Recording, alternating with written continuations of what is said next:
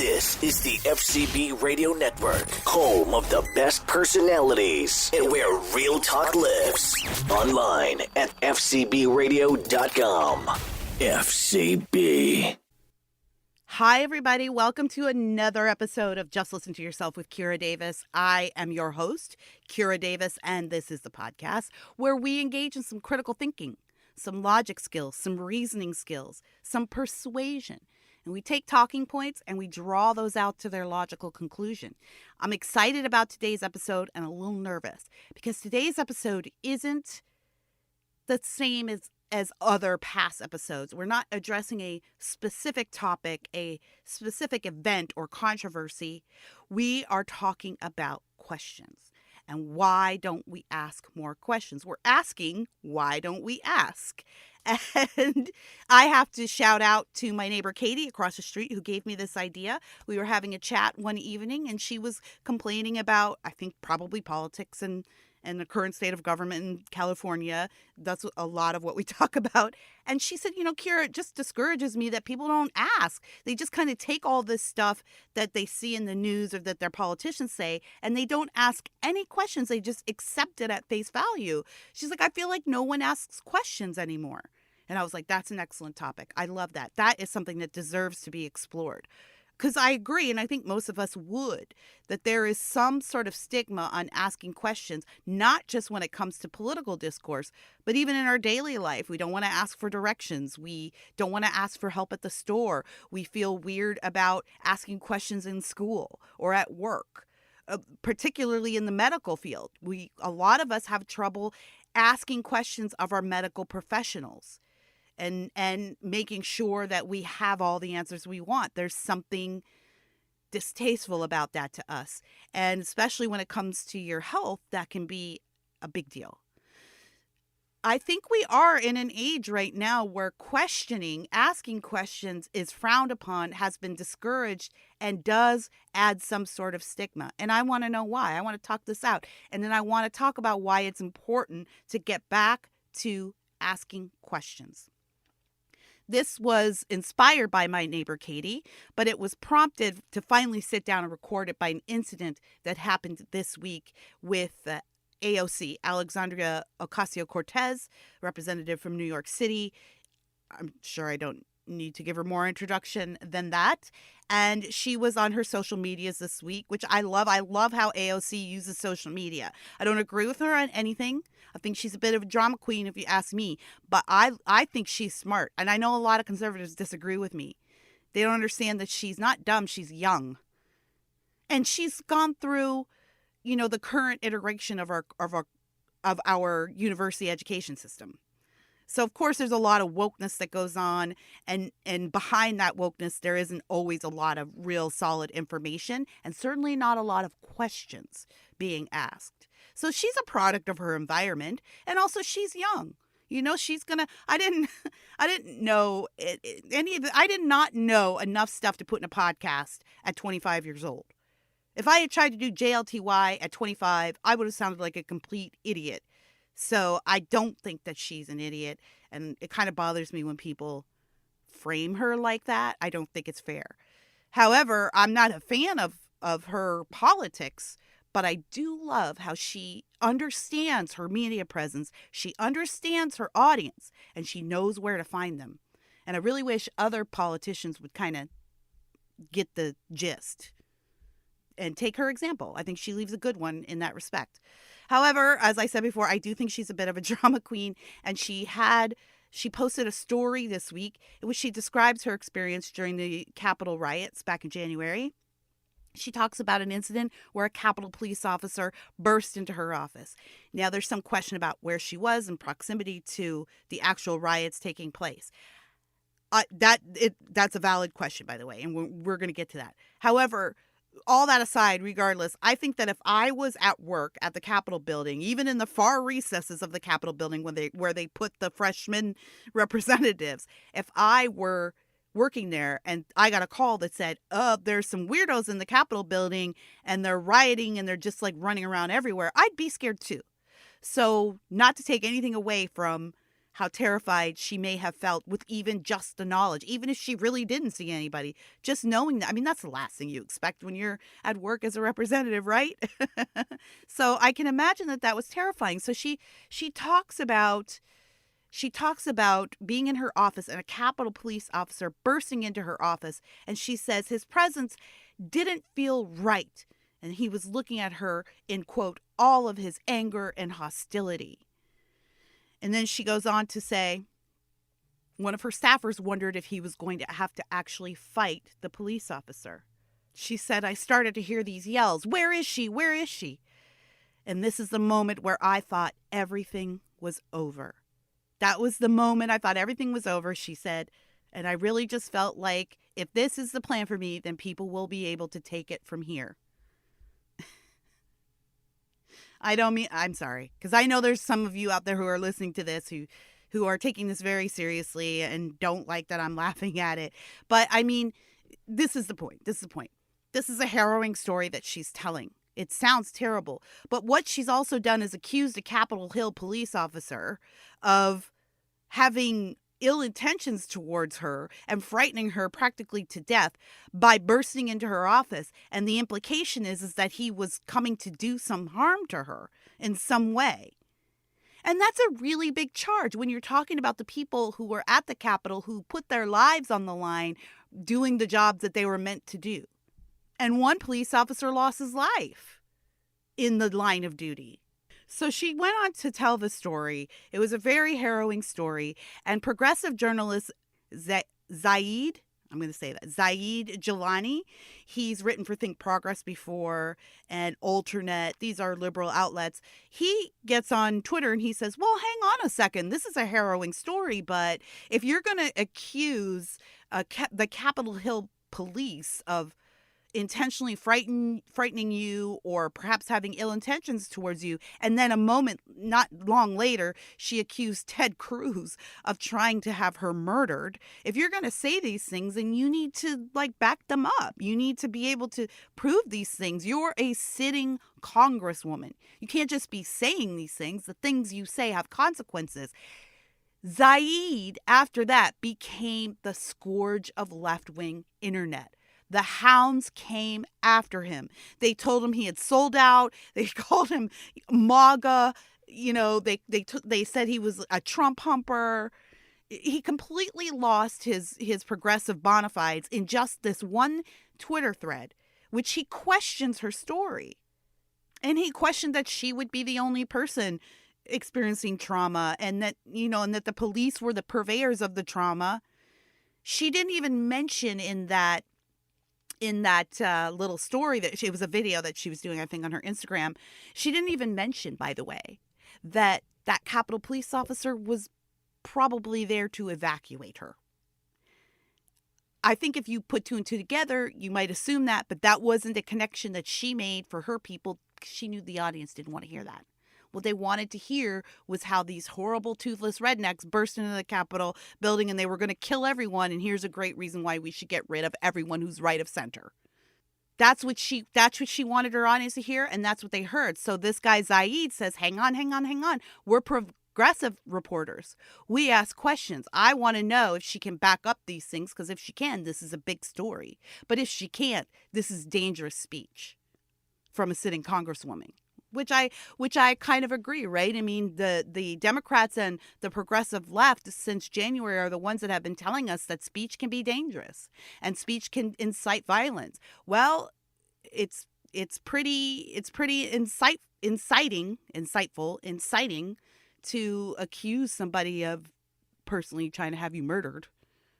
There could be some crazies out there who want to defend Ted Cruz and decide to go after her. I'm just using their logic now. Anyways, I'm off track. But the whole point is that this was a really big story and a really heavy story. And the media just kind of ran with it. The mainstream media, I like to call them the corporate media, really just ran with it. And no one asked any questions. And the one guy that did ask questions got shouted down as a sellout. And he's a lefty. He's a progressive, a proud progressive. The simple act of asking the question was untenable for his side of the aisle. So I was chatting with one of my writers, Sister Toldja, over at Red State, and TOLDJAH, Sister Toldja. And I was saying, and she wrote this story up over at Red State if you want to go look for it. One of the points she made was like, look at what Saeed is saying. What he's saying is people should be willing to ask questions. I'm quoting her now. People should be willing to ask questions and not just swallow these stories whole. And I said, you know what? I love that. I'm going to use that on JLTY because I'm really thinking about sitting down and doing this subject. And I want to read her quote to me. She says, Kira, I think the not asking questions thing is part confirmation bias and part laziness, and liberals and conservatives have been guilty of it. We've got to get back to an ask questions first before forming ridiculous conclusions point in this country. The sooner, the better. I couldn't agree more, Stacy. Stacy's her real name. I couldn't agree more. And it was this story that prompted me. Why were we so willing? And I say we, I just mean the general consumer, media consuming public. Why were we so willing to just let her tell that story and then just believe it? We don't even want to ask questions anymore. I'll give you another example that really bothers me. Every time I see a video of somebody doing something good, right? Watch this video. It's usually feeding a homeless person.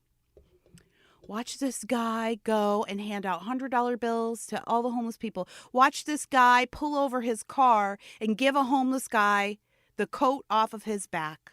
That video will go viral and everyone will be like, oh, we need more of this, please. Oh, this is what we're missing in society. Oh, there are still good people in society. The first thing I'm doing when I look at that video is as I'm asking the question, why does someone have their camera out? Like, why is there a camera out perfectly angled to film this interaction? Anytime I've had an interaction with a homeless person, it's been a spur of the moment thing. Oh, well, here, I'll give you $5 or let me go buy you this sandwich. Or here, I've never given the coat off my back before. But, they're expensive, but I have donated coats. But, that's a spur of a moment decision. I'm asking, is this real? Because this person had a camera out. It was perfectly angled. The filming started before they gave the person their gift so that everyone could see it.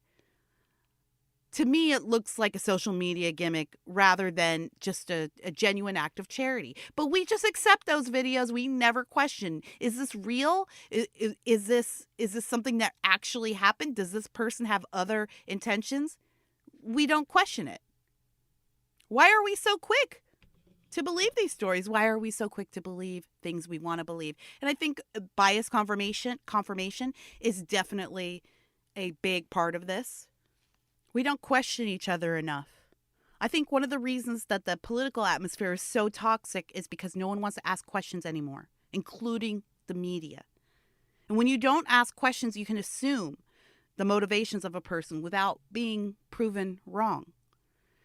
I would liken this to marriage in a way. My husband, like a lot of men, is not a very expressive person. So there's a lot of subtext in the things he says and does. And because I'm an overthinker and an overexpresser, I have the opposite problem. Like I need you to like be completely upfront with me. I need you to spell it out for me. Tell me exactly how you feel, because if you don't, I'm going to be filling in the blanks myself. And I'm an overthinker. So I'm going to be filling it with bad things. And I'm also a negative thinker, which is like a therapeutic term. I don't mean like I'm such a negative person. I feel like a lot of people who listen to the show wouldn't believe that about me anyway, but I am a negative thinker. Like, thinking negative thoughts about myself is hardwired into my brain. That there's great literature out there about the science of trauma and the brain science of trauma and how it actually literally reorganizes your brain. My point is that I'm going to be the person who's always filling in the blanks with negative information. So if my husband doesn't explain to me his motivations for one thing or another, I'm making my own story up. And the story is going to be whatever benefits me, right? If I perceive it to benefit my side of the story or my angle, if it benefits me to think, oh, well, he's just doing that because he doesn't like me anymore. I guess he's just fallen out of love with me. And that's obvious because last week he took my car to the store and he didn't even put gas in it. And that's a sign. It's stupid things, but that is what my brain is going to do. And I'm going to make it easier to tell that story to myself because myself likes it when I have excuses to feel sorry for myself. It's confirming my opinion of myself, right? I'm not going to be the person who's going to be like, oh, well, he took my car last week to the store and didn't put gas in it. And that's probably just because he wasn't looking at the tank, or he still loves me very much. He just simply forgot to put gas in the car. That's not going to be, my brain isn't going to let that answer stand. It doesn't benefit me in any way. I mean, it does. Obviously, it would benefit me to just let it go. But you understand what I'm saying. The trauma paths in my brain won't allow me to benefit from that story. I need to fill in the blanks with another story. So when we don't ask the questions, it makes it easier to assign motivation to other people. This is why I'm always saying that part of the reason why our political discourse is so toxic is because we have given up on the idea of good faith conversation. Good faith conversation simply means making the choice and not to assign perverted motives to the person you're talking to automatically. So you're not seeing the conversation from the point of view of this is a person who is evil and hashtag literally Hitler and a Nazi. And so everything they say and every joke they try to make, it's all coming from a place of hate. And so therefore, that's the filter I have on everything that they say. That's engaging in conversation in bad faith. That's like, if you don't know a person, you don't automatically assign the bad intentions to them. You let their words speak for themselves instead. Or the way that you can suss out someone's motivations is to ask questions rather than assume. I get this all the time as a conservative pundit. I go on shows and I'm immediately, before I even open my mouth, I am immediately attacked by progressive or left-wing panel members. Not because they know anything about me or even know what my voice sounds like, but because they have already assigned all of these prejudices and ideas to me before I've even opened my mouth. And usually what happens, this is why I don't like panel shows, because we have to take up so much of our time backtracking and me going, no, that's not what I said. No, that's not what I believe. No, you misheard me. Those are not the words that came out of my mouth. That's the way you heard it. And then inevitably we get to the point where they're like, oh, well, most conservatives, I see you're not like that, but most conservatives think like this. It's just, it's exhausting, to be honest. But I get it all the time. Like, I'm always working against having to prove the sincerity of my remarks at the top instead of being able to just go into a conversation as a guest, as somebody who has a point of view and has some experience behind it. Our political discourse is so bitter now because we're assigning motivations to each other instead of questioning each other. The media plays a big role in that. The media they are supposed to be the question askers. I've always said this, folks. I don't know why we think that the media is supposed to have a friendly relationship with the president. The way the media treated President Trump would have been fine if they treated every president like that. The way the media treated George Bush, as I said last week, I remember when George Bush was literally Hitler. Now y'all love him. He's an old man that paints pictures. But I can remember, it wasn't that long ago, if the media treated every president like they treated George Bush, that would be fine. That's how they should treat presidents. The media's not supposed to have a friendly relationship with the executive branch. They're supposed to be the questioners. They're asking the questions on our behalf. When they fail to ask questions and instead report on answers, that trickles down to the consumer, and then the consumers feel like, well, I obviously don't need to ask any questions because these people who are the smartest people in the room didn't even ask questions. They just came to me with the answers. And I know we can look at the Biden press conferences and you can say, well, Kira, there are reporters in there and they are asking questions. And it's like, are they? One question I heard from Joe Biden the other day was, Oh, no, for Jen Psaki for his press sec. Do you think that your purpose is to back up what the president says and be a mouthpiece for the president, or is it to tell the truth to the American people? Like, what kind of question is that? First of all, the answer is her job is to represent the president to the media and the president's policies. So she doesn't represent truth or lies. And I know a lot of people like to blame press secretaries for being liars. They're not liars. They're marketers. They're press representatives. It's not their job to tell you every detail of everything. It's not their job to tell you even what the president is saying, if that's true or not. It's their job to repeat what the president wants the people to hear. It's their job to answer the questions that the president can't answer on a daily basis. They're just a mouthpiece. They're not a thinker. They're not the people that are making the policies. They're just a mouthpiece. I don't know why we have this weird vitriolic relationship to press sex in this is radio, so I should probably say that whole thing out. We have a weird relationship to press secretaries. That's a whole other show, isn't it? If it's the other connotation. We have a weird relationship to press secretaries, a weird attitude about it. I do know where it comes from. It comes from the mainstream media. Not being able to ask the questions they feel of the president that they feel most hostile towards, and so they just project that onto the press secretary. But that person is just a mouthpiece. They're nothing else. So say one thing, just to sort of clarify what I've been blabbing about for the last few minutes, I suppose that one reason we don't ask enough questions is because if we don't ask questions, we can assume the motivations of the person in front of us without being proven wrong. And that gives us some kind of gratification, whether it's in a situation like I was explaining with my marriage, or whether it's in a situation like where you're in the press. It can be anything. I think these days we, and I say we, but I just think it's social media and the corporate media, but we think that asking questions can sound like dissent, or it can sound like you're questioning authority, which that's not bad, but sometimes just asking a question is just asking a question. It's not questioning the authority of the person who needs to answer the question. Sometimes it's looked at as placing yourself above the person that you're questioning. And we've done this.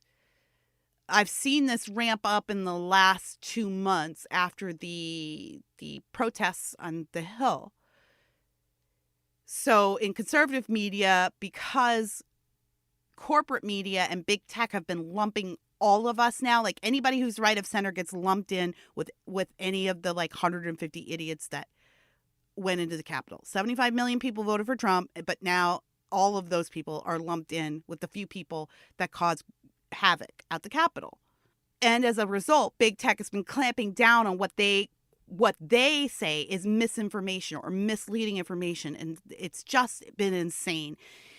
And for the first few weeks after the Capitol riots, we weren't even allowed to question how they started. Now we can, right? Because now the mainstream media has caught into it, corporate media has caught up to it, and now they're starting to ask a few questions, or starting to admit, like the Times ran an article the other day that said Trump gave his speech after the riots had already started, so he didn't incite anything. The timeline isn't there.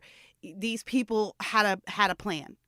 That's what they're saying now. But when we were saying, hey, should we even ask if this was pre-planned? Our pages were getting banned for even asking the question.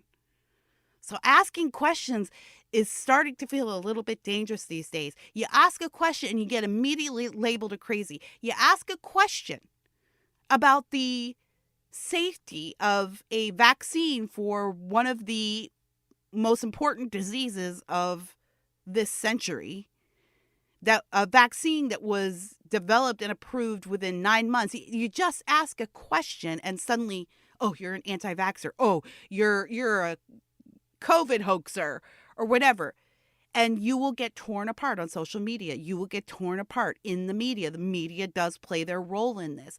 For someone simply standing up and asking questions, those doctors that stood on the Capitol steps and questioned Dr. Fauci's medical advice on masks, which had gone up and down, right?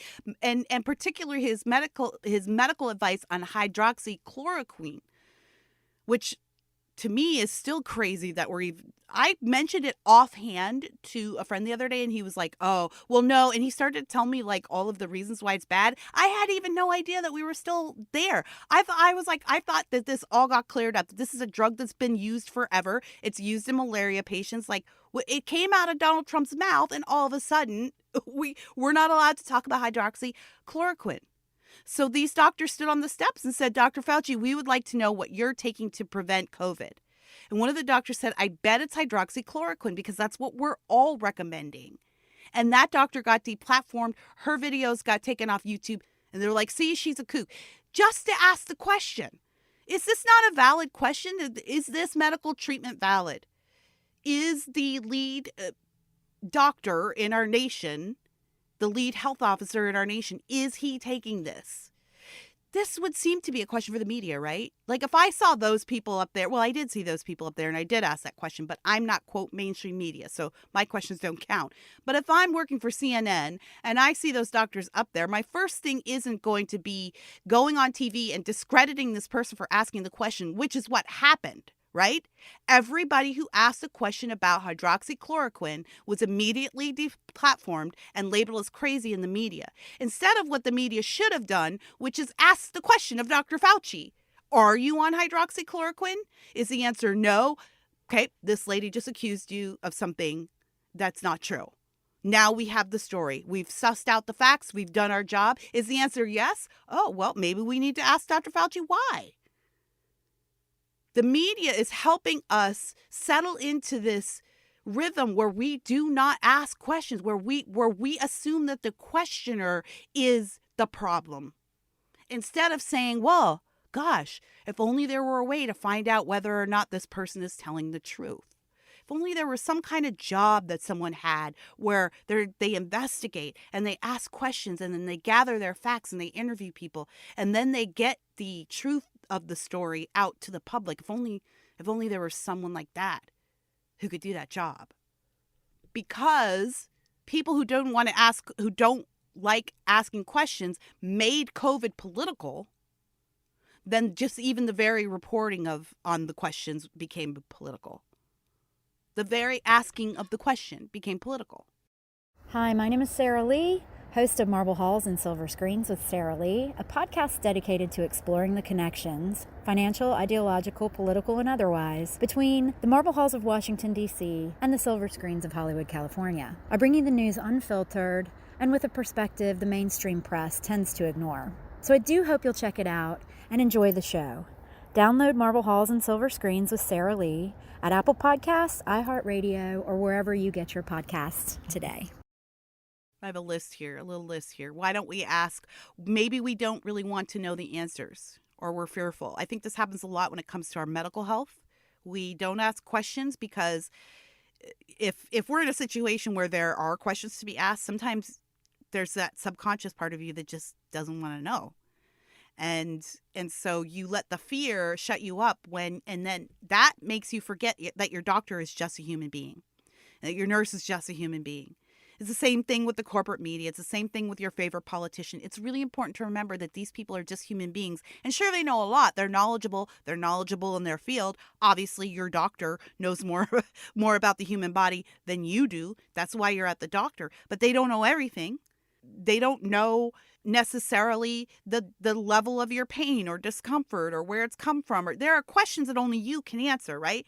And we just kind of place this shield around people that we label, quote, professionals. And we say, well, that they're smarter than me, so I shouldn't ask the question. Sometimes asking the question doesn't mean I know more than my doctor. Asking the question means I want to be clear. I want the answer to this question that I don't know, or I want to know that you've considered this. We don't always want to know the answer, right? I believe that that's why the media doesn't ask a lot of questions these days. You should be questioning the media all the time. You should be questioning the questions they're asking. You should ask yourself, have they asked all the questions that could give me all of the information on the story, or have they simply confirmed my bias? I think some people don't want to know. In fact, I think most people don't want to know. I think that's part of the problem. Most people don't want to know if the media is telling them the whole truth. They're perfectly that's why we're all a bunch of headline readers. I have a little file, and maybe I'll pull this out one day, and every now and again there's a story where the headline is so outrageous that it does not match the body of the story. And I always put that in. I have this file that is I have it labeled as fake news. But the problem is that we're all headline readers now. So you put something salacious in a headline, and then no one reads the body. What the headline does is like, oh my God, I knew it. I knew that everyone on the Republican side is crazy. Look at this headline. And it'll go around, it'll get shared, and you're not really even thinking about the body of the story or what's in it. And it just confirms your bias. You're happy to believe that Republicans are crazy. So a story that confirms it, it's good to go. By the way, as somebody in this business, let me tell you, if the headline reads too good to be true, and by that I mean that you're like, I knew it, I told you so. If the headline reads too good to be true, 10 times out of 10, it is. Here's an example. I read a story many years ago now, and I wish I had saved the link, but at that time I didn't have the concept of, quote, fake news. Many years ago, a friend of mine posted this story about a bunch of conservatives in a small town in Indiana who were going to outlaw breastfeeding, nursing. We're going to outlaw nursing in public. And she was one of those, for lack of a better term, nursing Nazis. And there's a lot of moms out there who know what the nursing Nazis are. They're the ones that will judge you and scold you for not nursing your infant. It doesn't matter if you have medical issues or whatever. It's a whole culture. I don't know. Guys, don't even worry about it. But it's a whole thing. And she was one of those people, just very like, everybody should be nursing. If you're not nursing, you're failing your kids. You're failing yourself. You're a failure as a mother. And she posted this article. It was like, she said, see, this is the problem with Republicans. They hate the human form. They hate the natural bond even between parents and children or whatever. So I look at the headline and I think, gosh, this is kind of a big deal. If this story is true, this should be a bigger story. Indiana town is going to tries to outlaw nursing. I think that the title said nursing, like, period. I think I assumed it was nursing in public. But it was something so crazy that I was like, I got to read this because I follow my number one rule. If the headline looks too good to be true, it probably is. So I read the story, and what's the whole story about? It doesn't have anything to do with nursing. There's not one mention of women, of women nursing or babies or lactation. It has absolutely nothing to do with nursing. There are breasts in the story. That's because there was a strip club that someone built next door to an elementary school.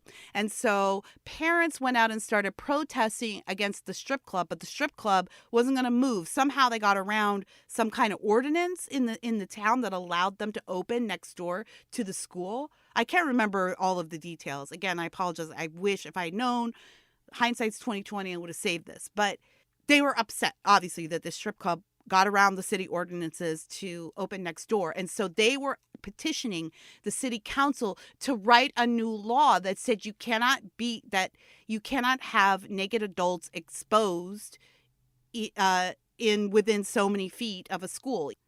The writer extrapolated that request to the city council out to make the logical leap that if you outlaw adult nudity in proximity to a school, you could be outlawing nursing in public as well. That was the story. So the headline was, conservatives in small Indiana town try to outlaw public breastfeeding. The story was a bunch of parents who didn't want a strip club next to their kids' school. You see what I mean? Ask questions. If that Jussie Smollett thing, if your first instinct was, my first instinct when I heard about the red MAGA hats and the bleach and somebody in the middle of Chicago in the dead of night, somehow some MAGA redneck, somehow these MAGA rednecks targeted the star of a black Fox show, because, all the MAGA rednecks, they love Empire, right? They're sitting down to watch it every night. So my first thought was, let me read the article. Let me see if this is true. And of course, it turned out not to be. But all of my liberal friends were sharing that all over immediately. There was not one question asked. It was a confirmation bias, right? It's like, I know this must be true. I've gotten to the point where when those stories come up, my first question isn't, or my first comment isn't, oh my gosh, this is terrible. My first question is this true? And then I will go, if it's just a story someone told, I'm not sharing that as believable. There's no questions in there to be answered. I knew this was going to be a hard one because it's a talking topic.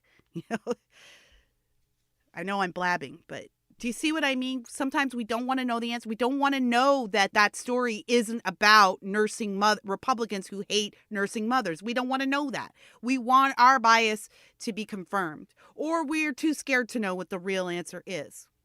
Which again, one of my life policies is don't ask questions you don't really want the answer to. If you want to know if your boyfriend that you've been living with for 10 years is ever going to marry you, if you're going to ask him that question, you damn well better be ready to hear the answer. And if the answer is no, you better be ready to hear that.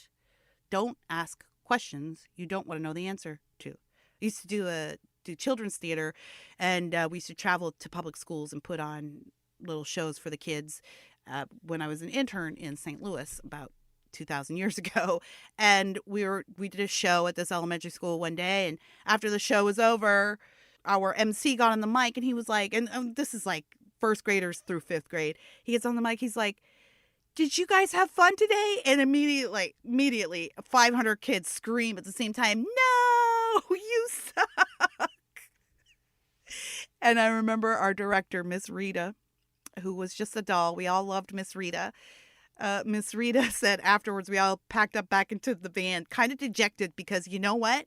There's no rejection quite like the rejection of a child, because they have no filters. Like, if they hate you, it's because they genuinely hate you, because you're hateable. So it was quite the rejection. We got into the van and she was like, yeah, guys, let this be a lesson. Don't ask questions that you don't want the answer to. I have never asked anybody how they enjoyed my performance since, of any kind. I never asked anybody if they liked my speech, if they liked my video, if they liked my podcast. If you do like my podcast, I'd love for you to give it a review on iTunes and give it 5 stars. But I'm never going to come to you and be like, what do you think? Because I might not want to know the answer. Sometimes we don't ask questions because we can easily fill in the blanks with whatever we want, which I think is kind of what I was alluding to earlier about you can assign motivation. When Obama became president, he was really a blank slate. There was one moment where Dan Rather, I think, was on TV and he was like, we just don't know a lot about this guy. I think it's weird that a reporter would say that. Isn't it your job to know a lot about this guy? Shouldn't you be digging up everything? But there was this thing that was like, well, this is the guy. This is the black guy. We're not going to ask questions. Obama, part of the reason why I think he was so popular is because people projected whatever they wanted onto him. So I think sometimes we don't want to ask questions because we don't want to be disabused of the notions that we've projected onto somebody else. I think we've learned obedience above exploration. This was always one of my main problems with Common Core, which I hate. It pretends to be about critical thinking, but it's actually opposite. It puts the cart before the horse. Tries to tell us that it's teaching kids to think outside the box, but there's a reason that the box is there. And it's my parenting philosophy, and for every parent out there who you think you're going to do it differently than everybody else, and you're going to revolutionize parenthood, your parents aren't that dumb. They're humans, and they maybe made a lot of mistakes, but they're not that dumb. Everybody who thinks you're going to do it different and do it better than the last generation.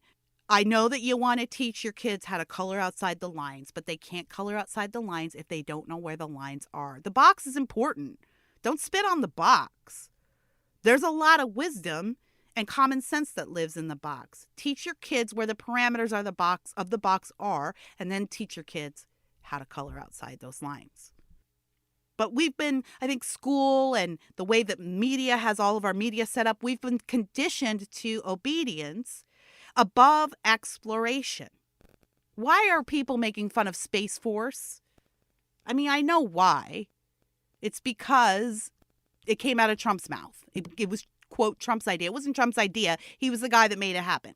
It's been an idea that's been in the work forever. But why? But even still, I was on Twitter the other day and someone was like asking Jen Psaki, were you going to get rid of Space Force? Is Joe Biden going to get rid of Space Force? Why would Joe Biden get rid of a branch of the military? Just because the previous president, I mean, I'm not putting it past him. I'm just saying, what a question. Why are we questioning Space Force? I'm asking a question of people who are asking questions but not really wanting answers. Because when you say, do we need Space Force?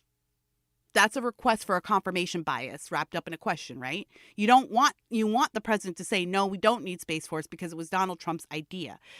Because in Kennedy's day, he didn't say, why do we need to go to the moon? Why do we need to go to space? I mean, what's up there anyway? What we got to do is here. No, that's not what he said, right? He said, why not? If somebody else is going, we should go too. We don't know what's up there. We might need something up there. Oh no, maybe there is cheese on the moon. Like, let's go find it out. It's the spirit of exploration. It's the idea of asking questions. What is out there? There's a lot of people out there right now who don't want us to ask what is out there. What is out there takes your focus from your small little existence, your small little government, your small little president, your small little congressman, your small little piece of the world, and it expands your idea of what and who the universe is made of. There are a lot of people out there who want to tell us that there's nothing more than this. This is it. This is your life. When you die, poof, you're gone. There's no God. There's no heaven. There's no great universe. There's no flying spaghetti monster in the sky. There's nothing. Why would someone want to stop you from asking questions about what comes next? What if there is?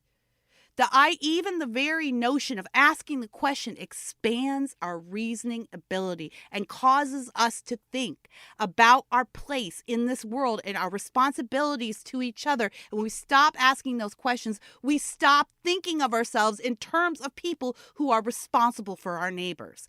And the space question, that's the whole thing. That's why we went to space, to explore. We had a spirit of explanation. And now the only question we're asking is, well, should we just get rid of Space Force?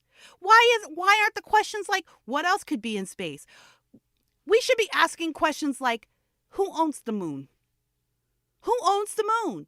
That sounds like a stupid question right now, but that's easy for us to say it's stupid because there's an American flag on the moon and it doesn't look like anyone is going to take it down anytime soon. But let's say China manages to land a man on the moon, or pick whatever big bad boogeyman you want, Russia, North Korea, whatever, Canada. Let's say Justin Trudeau lands someone on the moon. He puts that old maple leaf up there. Is that an act of war? I mean, and the answer might be no, by the way. The answer might be no to you, but why wouldn't we ask those questions? These seem like very important questions. What if there's gold in space? What if there is a metal that can give us unlimited renewable energy here on Earth? Are we going to Star Trek it and turn into this big, like, international community of lovey-dovey people? Oh, when we get to space, we're all going to see things the same way. Do you guys watch The Expanse on Sci-Fi? Honestly, maybe one of the best shows on TV. It starts out slow and cheesy because they didn't have a budget, but oh my gosh, I'm getting chills thinking about it. It picks up in the second season. It shifts into something that is so deep and so moving, and the production value increased tenfold from season 1 to 2. I highly suggest it, but we have these Gene Roddenberry fantasies in space where it's mostly good people, and then we go out and we find bad people and we make them good with our prime directive and all of the knowledge of cooperation that we've learned on Earth. We've become a united federation, and this is what we do. Well, The Expanse says, no, what'll happen is the same thing that happens on Earth. People will divide themselves into faction. The people from Mars are different from the people on Earth. And the people that live solely on spaceships are different from the people that live on the moon, and they're all fighting. All of these people are fighting all the time. They're always at war. They're always setting up uneasy coalitions. And then there's bigger enemies out there. But it's a great show about all of the things that probably would happen when we get to space. It's not going to be kumbaya. We're going to be fighting for resources there the way we fight for them here. So why wouldn't we try to ask questions about what happens when we do start fighting? Is this an episode on the space race or asking questions? Am I blabbing too much? Is this getting on your nerves? I told you this was going to be weird. It's more like train of thought flowing for me because there's nothing specific to drill down on. So I hope I'm not boring you guys too much. But if I am, I'm sorry. And go back and listen to my other way more entertaining episodes. We need to be people who are moved by exploration rather than obedience. And obedience is sometimes forced upon us as we're living through this COVID strangeness and just in general, the way your government is, the more laws there are, the more things there are to force you into obedience. And with every passing year, because Congress is in office way too long, there are more laws. So we sort of train ourselves to be obedient. We put our kids into public school because there's so many kids to educate and you can't really tailor their experience. It's just a one-size-fits-all solution. So you're really pushing obedience rather than really critical thinking. It starts young. And then those people go on to become our media, and then they don't ask questions. They ask the kind of questions that will give them the answers they want. Is Joe Biden planning on ending Space Force? If the answer is yes, great. This is a headline. Biden obliterates the last of Trump's accomplishments, or Biden obliterates Trump's dumb Space Force. I don't think Space Force is going anywhere, by the way, because it's been every top military leader that I've ever heard speak about this agrees that we need to be thinking about having a branch of the military that is exclusively dedicated to what's going to happen in space. Because we are a year away from space tourism, folks. There's already 5 guys training right now. Tom Cruise is training to go to space, y'all. We're months away from being able to buy a ticket to space. Imagine how close we are to Mars, to a colony on the moon. We're closer than people think. And all right, I'll close it there. It'll be war. That's what I'm going to say. We should be asking more questions. And again, sometimes the answer is, well, no, we don't need to worry about someone taking our flag off the moon or what, maybe that is the answer. But someone asked the question. Why do we not start with, is this true? Why is that not the first question we ask? During Trump's 4 years, we were always talking about his tweets. Oh, he was such a mean tweeter. He said terrible things. And I was on KBC radio one day, and the person I was interviewing with said, what do you think about Trump and the way he tweets? Because and he had done some crazy tweet, and we read the tweet, and he was like, here's what he said the other day. And it just seems like very unhelpful. Like, I know what he was trying to say, but the way he phrases it, it's just very unhelpful and so stressful. What's your response to that? And my response is, you know what? Whenever I see a crazy tweet from President Trump, the first question I ask is it true? Because the way he phrases it can just totally knock you. And that's what he did. It was just squirrels throwing nuts at media all 4 years. For 4 years. And the media chased every nut. Every single one. And they never asked the pertinent questions. Is this true? And a lot of times when you actually start with that question, reading what Trump is saying, a lot of times the answer was yes. I mean, and you might think whatever there could be a topic where you're like, it's true, but it needs to change. I mean, I'm not making a moral judgment on the kinds of things he was saying. I'm just saying I never started with, oh my gosh, I wish he wouldn't tweet this stuff. This is so embarrassing. And as a conservative, I have to answer for it. No, my first question always was, and still is, if we can ever get back to hearing from him on a regular basis, is this true? Why am I in the minority? People do not ask this of their presidents anymore. That should be whenever you see Joe Biden say something, your first question should be, is this true?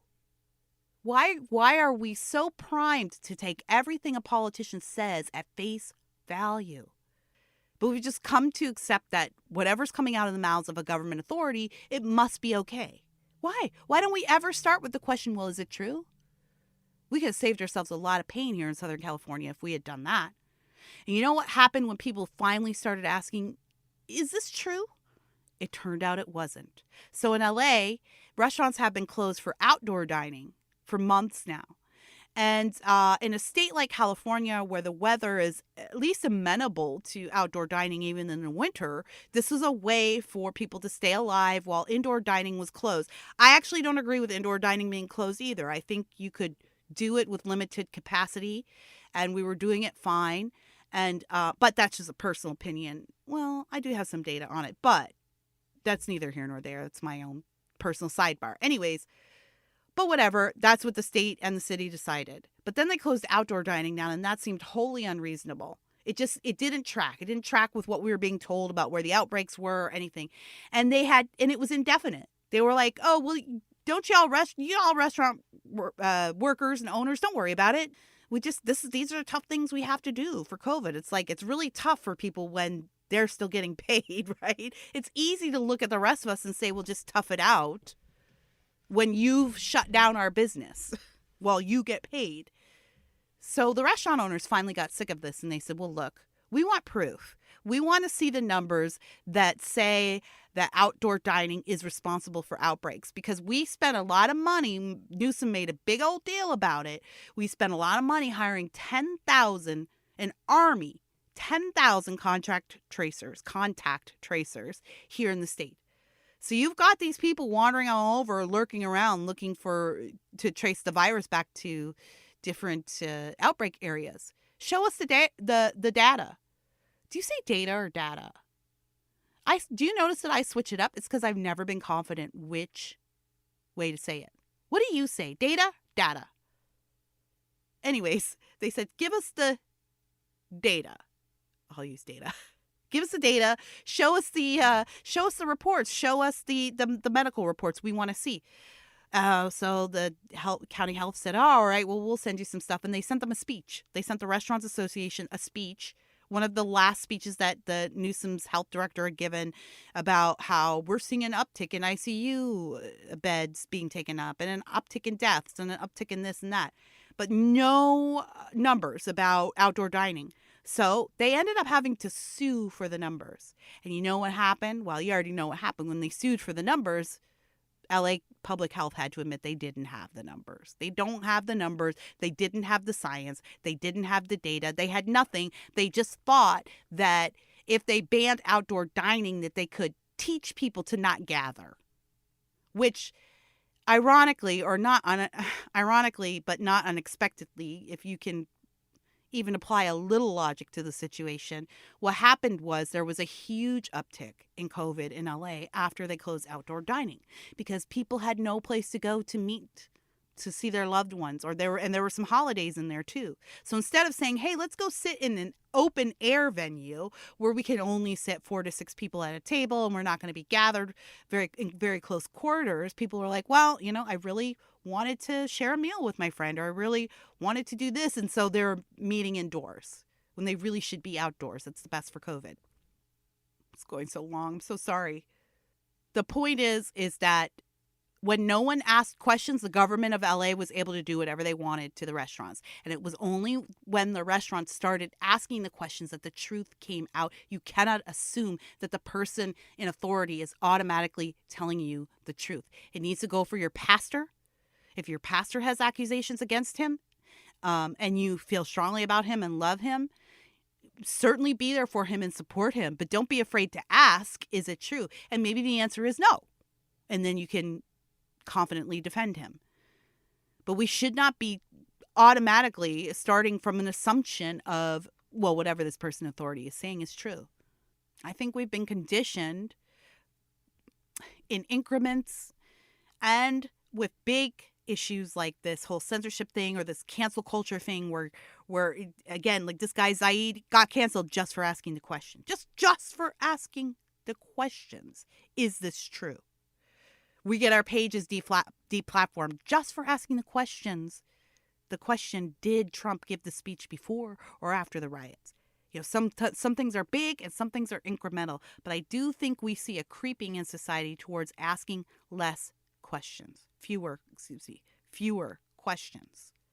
And we should be asking more. And you don't have to be haughty about it or rude about it. You don't have to be snarky about it. A question should only be a question. Hi, my name is Sarah Lee, host of Marble Halls and Silver Screens with Sarah Lee, a podcast dedicated to exploring the connections, financial, ideological, political, and otherwise, between the Marble Halls of Washington, D.C. and the Silver Screens of Hollywood, California. I bring you the news unfiltered and with a perspective the mainstream press tends to ignore. So I do hope you'll check it out and enjoy the show. Download Marble Halls and Silver Screens with Sarah Lee at Apple Podcasts, iHeartRadio, or wherever you get your podcasts today. I found this really great article on the internet. It's about 5 or 6 years old. It's from Harvard Business Review. It's by Tom Pullman and Needy Mary Thomas. And it's titled Relearning the Art of Asking Questions. And it talks about how when you're a kid, you're encouraged to ask questions. You ask a lot of questions. You're taught how to ask questions. And then later in life, we stop asking questions, right? So as we close out, I want to take what these writers said in this article about the types of questions that the question categories that we have. And I want to point out these categories to you, and I want to encourage you to think about these categories when you're questioning. When the next time you turn on the news, I want you to think about these categories of questions as you're listening to your favorite reporter, as you're listening to your favorite pundit. I don't care who it is, if it's Brian Stelter or Stelter, whatever his name is at CNN, or if it's Tucker Carlson, or if it's President Trump. I don't care. Next time you turn on the news and you're processing the information, I want you to think about these question categories. There's clarifying questions. Number one. They help us better understand what has been said. I say this all the time, and I said it in my episode on talking to people who are different from you ideologically. Ask questions. Have them clarify. Kira, are you saying that you hate poor people because you want to limit welfare? Thank you, Brian, for giving me the opportunity to answer this question. No, that is not what I said. As the words that came out of my mouth said, what I believe is when we raise taxes to provide more welfare, we create a poverty loop. And that makes more poor people, not fewer poor people. These writers say asking clarifying questions can help uncover the real intent behind what is said. These help us understand each other better and lead us toward relevant follow-up questions.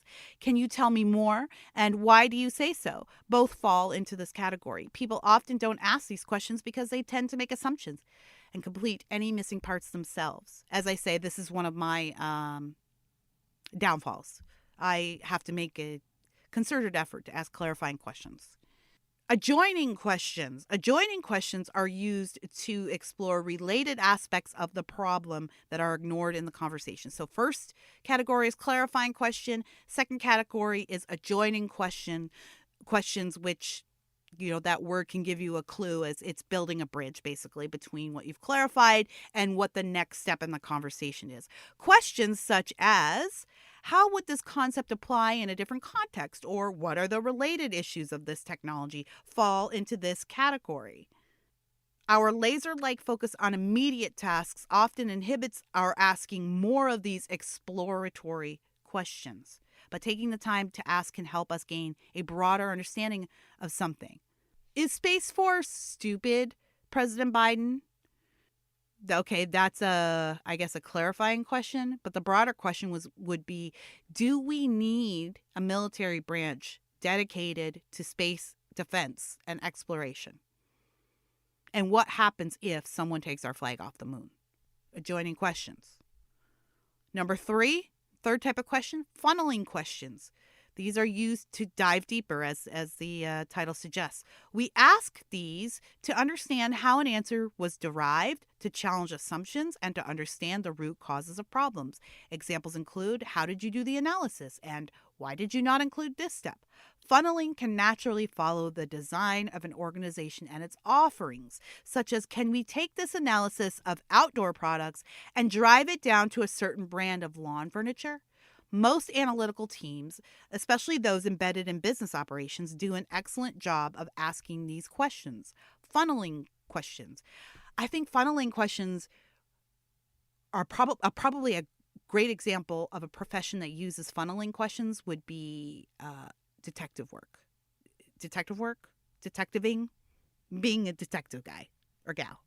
I listen to a lot of true crime podcasts, and I love listening to law enforcement talk about how they've solved some of their cases, because a lot of times you realize the questioning process is fascinating, because a lot of perpetrators, of course, they think they're smarter than the detectives. So a lot of these detective guys, they're blue collar guys, they're not like necessarily Harvard educated, although some are, but a lot of them, they come off as just blue collar guys. Maybe this guy doesn't know a lot. Oh no. Detectives are well versed in the human condition. And when you hear them ask their questions, they're not asking direct questions. They are asking clarifying questions. Okay, they're repeating back. Okay, so you said that you left your wife in the pool at midnight so you could go in and get another glass of wine. Yes, that's what I did. And was she still in the pool when you got back? Or was the wine white wine or red wine? And they learn how to get these people talking. And sometimes they're asking banal questions, but it's just to get the perp talking, because everybody wants to tell their story. Everybody does. Some people don't know how to do it. And they just ask all these questions that lead to, and then they start funneling. And then when they get there's always a moment where it's like, got it. Got this guy. He stepped in it. All right, let's funnel down. So let's say detectiving is a good example of funneling questions. And the fourth and final question category, elevating questions. They raise broader issues and highlight the bigger picture. They help you zoom out. Being too immersed in an immediate problem makes it harder to see the overall context behind it. So you can ask, taking a step back, what are the larger issues? Or are we even addressing the right question? I mean, if I had to pick a paragraph that summed up this show, it would be that, right? Drilling down on specific issues to ask a broader question. Black Lives Matter is a terrible organization, but do Black Lives matter? Do you think Black Lives matter? Do we treat Black lives like they matter in this country?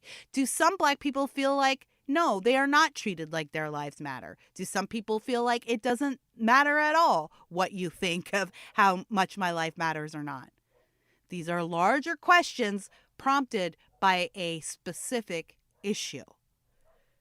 Our media and our politicians particularly want to keep you focused on, look, let's just loop back here. AOC, the example of her cowering in her office, and the Capitol Hill officer bursting in, which now this story is being fully questioned now. And after Zaid got canceled for asking the questions, now some of the media has caught up and started asking, was she even in her office when this happened? And where was her office? And those are questions that are happening. But again, the original questioners were accused of being seditionists just for asking. But anyways, I digress, and I have no more time to digress. She says, I was in my office. This officer burst in, and my staffer wondered if he was going to have to fight him. He looked angry. He looked murderous. I didn't know if this was it. For her, it is valuable to keep you, her audience, focused on her fear. Because that is the motivation for how her political office and her party at large is going to play their next policy moves moving forward, telling you what you should be afraid of, and then here are the solutions of that.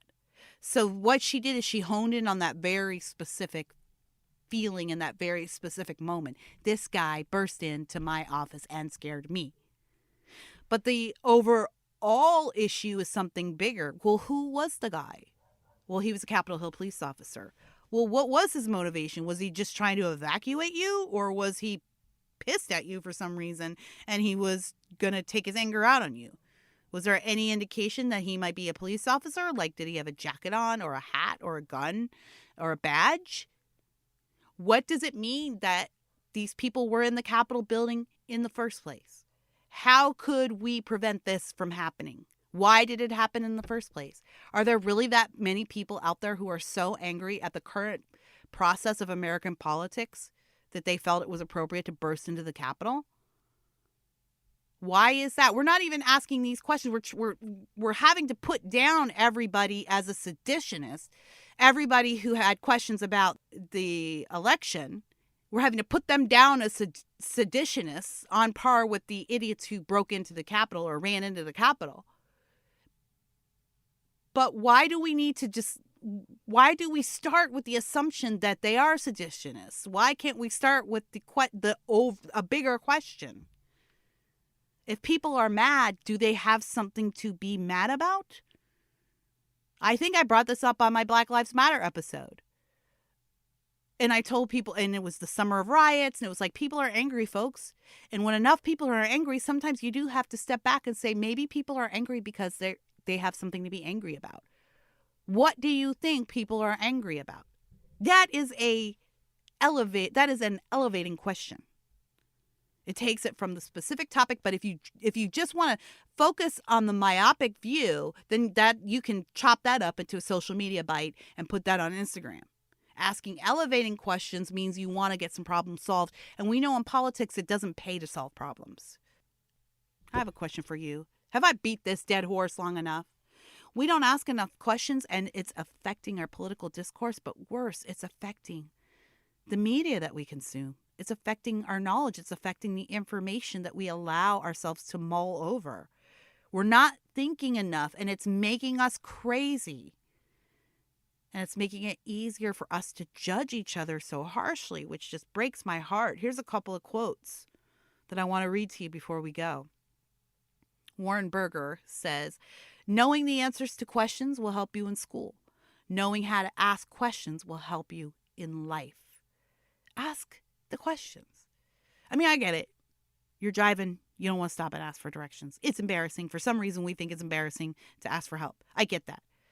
But like, if the guy in the white coat is coming out to tell you you have to close your business and keep your kid home from school, it's okay to ask why. And it's okay to ask the other follow-up questions because this is your life. And asking questions doesn't mean that you don't agree with the person, with their solutions. And it doesn't mean that you don't agree with the severity of the situation. It simply means that you have questions. And sometimes you get, your worst fears backed up, or everything we're saying is true. Look, if you do dine inside a restaurant, everyone you're with is going to die. Or your grandma is definitely getting COVID and dying. Like, maybe that is true. But sometimes the answer is what the LA restaurant community found out, which is we were lying. Judge a man by his questions rather than his answers. Voltaire. Ooh, I like that one. I'm going to put that on a mug. I'm putting that on a mug, y'all. Let's do it. It's going on a JLTY mug. Go to our store at teespring.com, teespring.com, and look up JLTY. And that's where our merch store is. And I am working on getting a catch-all website set up so that I could direct you to one place to see all this stuff eventually. But if you want to see more, you can go to davisnation.locals.com and join the Davis Nation community over there. And I post all of my stuff over there. But if you go to teespring.com, you can see my store, and I ordered myself some masks, some Just Listen to Yourself masks. I hate wearing the masks. I wear them because, that's what the guidance is on this. And so I'm doing my part, but I really hate wearing them. So I thought, well, if I've got to wear these things, I might as well get some free advertising out of it. But they've got mugs and stuff, but I'm going to put this Voltaire quote on there too, because it moved me today. Judge a man by his questions rather than his answers. And that, I think, is the spirit of JLTY. And actress Mary Astor from the 30s said, once you start asking questions, innocence is gone. And I think that's another reason why a lot of people don't want to ask questions. A lot of people don't want to know that your favorite politician is actually involved in XYZ. A lot of people don't want to know that. A lot of people don't want to admit that your favorite politician, said want this thing out of the side of his mouth and did the other. For them, it's too much. The innocence of being able to completely trust your politicians is gone. And I have to say that is my greatest triumph and my biggest disappointment of this job. One of my greatest triumphs is the knowledge, the firsthand knowledge that I've been given the opportunity to accrue, that there aren't really any great politicians, that these are just people. And you got to get to the upper echelons of political life, there's a lot of compromises you have to make. And a lot of you, if you saw some of the things that the person that you think is the best person in politics who would never do XYZ, if you saw some of the stuff that they did, you'd be disappointed. And a lot of y'all would just turn away from the party because it's too much to consider that these are just people with their own motivations. And you feel like people have failed you, but this is politics. I've been grateful to have my eyes opened to that. And it's part of the reason why I don't get so crazy about politics, because I know everyone's got something that's disappointing. And believe me, I'm itching to tell you some of my stories, but I cannot because I'd be liable for them because I'm in the reporter industry. But like maybe if we get together and have a drink sometimes, I'll whisper something to you. But I've seen some stuff that would really disappoint you. And I don't care what side of the fence you're on. If you're a liberal and you're listening to me, I have definitely watched some of your liberal idols engage in some of the most abhorrent activity. And if you're conservative and you think that stalwart conservative, that he seems like such a good guy and he has a great family, if you think that guy's pure as the driven snow, I've been next to that guy while he hooked up with a prostitute at the conference hotel. And it's been disappointing too, because it makes you feel, well, where are the heroes? There are no heroes in politics, guys. It's you. You're the hero. Your vote. Cannot possibly go 1 minute longer. My producer's going to be so mad that this is so long. This was a fun one to do. It was a train of thought. I didn't do a whole lot of research for it. I just kind of asked myself questions and answered them. And let me know what you think. I mean, ask me some questions or let me know how you perceive all of this working itself out in society. Why don't we ask more questions? How do we get to a place where we do ask more questions? I want to tell you this before I go. Sorry, Darvio. I know.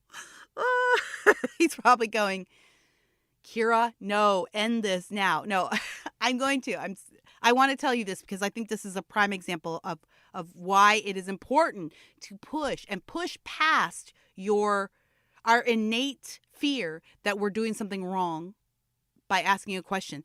Today I had internet issues and I had to call the cable company and I got a lovely woman who was of some help, but not much. She went as far as she could. I knew this was an issue that could be solved over the phone, but she wanted to schedule me with a technician for 2 days out. Now, like you, I'm working from home. My kids are home. Everybody's home. Like, the kids have school. I have work. We have to have our internet. We literally depend on the internet for our daily life these days. So obviously I was like, I'm sorry, 2 days from now is not acceptable. I need this to be taken care of. And she said, well, we've done everything we can. All I can do is reschedule. And so I politely said, you've been a great help to me. An appointment 2 days out is absolutely unacceptable to me. Would you give me to your supervisor? Can I talk to a supervisor who can maybe answer some more of these questions? And most people in customer service are trained to try everything they can to answer your question, right? You don't want to have to kick it up to a supervisor. Supervisor doesn't need every call. So she tried, but I knew that she had reached the limits of her knowledge. So I said, no, please give me to your supervisor. She transferred me. She's very polite, very helpful. I made sure to praise her. When the supervisor got on the phone, I was on the phone with another hour with the supervisor, but we got the situation taken care of and my internet was fixed that moment. And I didn't have to wait 2 days for a technician to come out to solve what turned out to be actually a simple problem once we identified it. And I told my daughter, who was kind of going through the whole ordeal with me as we flipped things on and off and and rebooted computers, I said, see, let this be a lesson in asking questions. It is okay for you to not stop at the no. It's okay for you to say, I just don't accept this. I wonder if there is something more. Could you get me to someone above you in the ranks? Could you give me to a supervisor? Might I see a manager? I know we don't like to do that these days because we all get accused of being Karens, but isn't that another scare tactic to keep us from asking questions? Is there something else we can do here? Is there another avenue we can explore? If I hadn't have done it, if I hadn't have pushed, if I had just accepted the pat answer, the answer that lady was most likely just reading off her screen, if I had just accepted that, I'd be waiting 2 days for internet and you guys would not have this amazingly concise and well thought out episode. Ask questions. It's okay. I think women have a big problem with this too. We have a bigger problem, I believe. We're sort of trained that it's against etiquette to ask questions. It's okay. And it's all right if someone thinks you're being a bee because you're asking questions. Ask questions. It's the only way to get to what you need to know and what can solve your problem. Okay, couple things before we go. Join us over at davisnation.locals.com. That's our online community. Got a lot going over there. A Very Merry podcast is getting ready to step into the booth to record our Valentine's Day episode and a couple of addendum episodes. So go subscribe to A Very Merry podcast if you haven't already. And if you're a fan of A Very Merry podcast, I would appreciate it if you would drop us a review. It's so helpful with the algorithms. A couple of people have done that already. Thank you. It means so much. Like we read them all, by the way. We get super excited. So do that. And check out my merch store at Teespring/JLTY, Teespring, or just go to teespring.com and search JLTY. Check out my merch store. Send me a response to this episode or to anything else at KiraDavis@pm.me. KiraDavis@pm.me. Please put JLTY in your subject line so that I know it is meant for the show. Anything else? No. All right, guys. Not only should you just stop and listen to yourself every once in a while, but I'm going to need y'all to ask some more questions and don't be scared. Catch you next time. The FCB Radio Network. First class broadcasting worldwide.